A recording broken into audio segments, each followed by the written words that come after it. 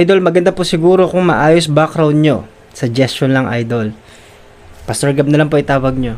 Naintindihan ko po yung mga ganitong comment.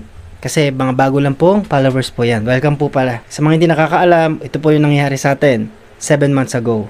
Nabagyo tayo at natigil rin ang ating pag-make ng mga videos. Pero thank God, opportunity ko na rin po ito para sabihin na thank you sa lahat ng followers po na sumuporta mula po dun sa 0 days natin hanggang sa oras na ito. Na nabuild na po yung office. Pangalawa, nagkaroon tayo ng house church. Pangatlo po, may ginamit ang Panginoon para magkaroon ng bubong po dito. At hindi lang yon, kapatid, meron na tayong church na mapagdadausan for 8 years na pagmi-ministry natin dito sa San Juan, La Union. So yun lang.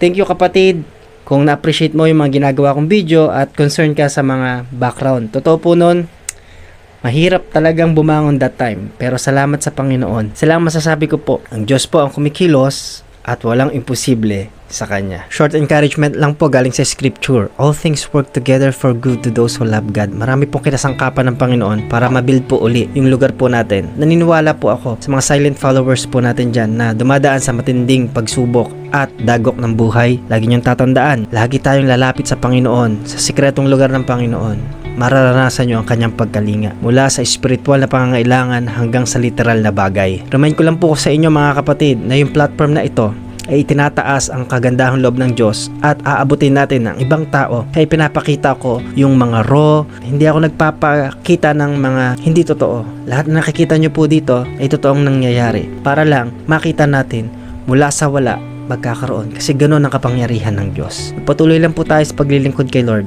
Makakapag-upload na po tayo ng mga pag-aaral. God bless po.